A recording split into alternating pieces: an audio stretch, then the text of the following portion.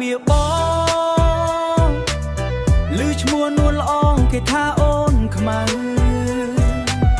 តែតាមការពិនសាច់សមកតខៃហេតុអ្វីស្រីថ្លៃហៅខ្មៅពីតូ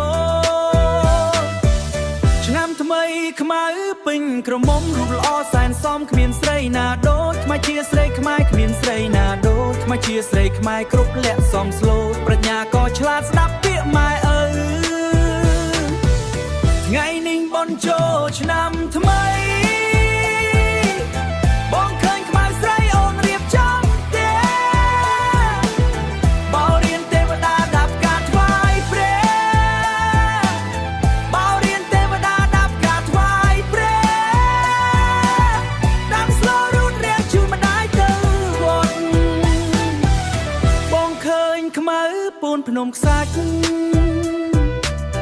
រួចអូនដាក់បាតដងទឹកស្រង់ព្រះលួចងាកឃើញបងញញឹមសែនស្រស់អូនខ្មៅតែឈ្មោះសាច់សដូចសំឡី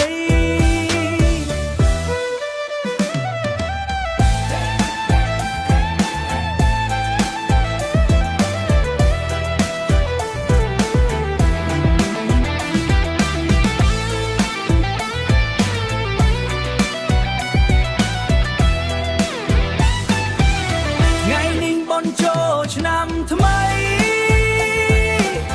បងឃើញខ្មៅស្រីអូនរៀបចំទេបោរៀនទេវតាដាប់ការថ្វាយព្រះបោរៀនទេវតាដាប់ការថ្វាយព្រះដាំស្លរូតរៀងជូនម្ដាយទៅ